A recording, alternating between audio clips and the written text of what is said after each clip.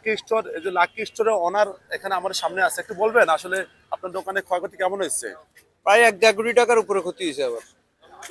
মানে কখনো কল্পনা, কালকে গতকাল সকালে তো মানে ভাবেন না যে এরকম একটা দিন না না দেখবেন ভাবি, আজকে আমরা সকালে? রাত্রে দোকান বন্ধ করে গেছি আপনার। মানে আগুনের সূত্রপাত কি মানে কে হতে পারে?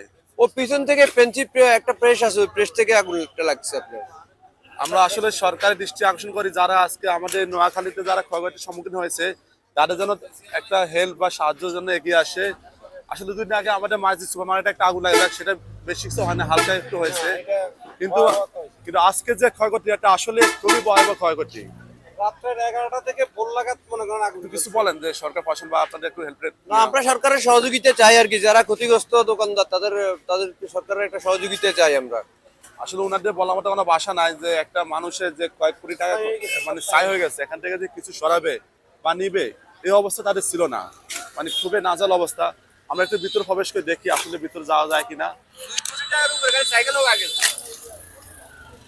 একটু ভিতরে দেখে একটু।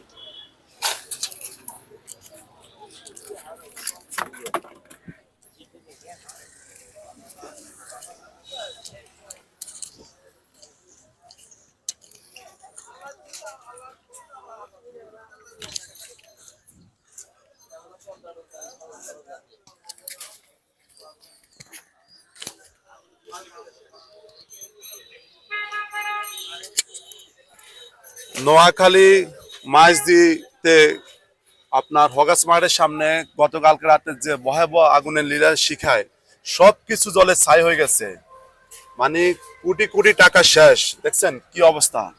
এই যে এক একটা সাইকেলের দাম কত, সবগুলো জলে একদম অঙ্গার হয়ে গেছে।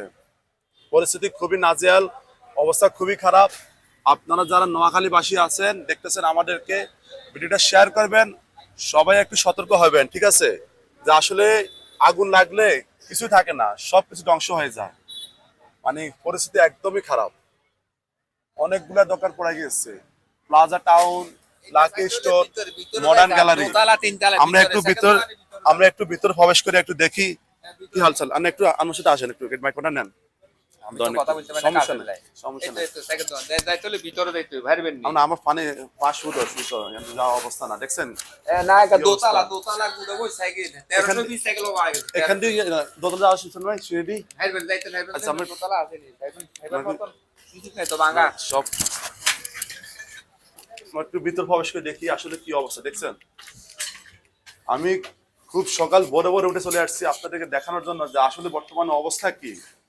মানে খুবই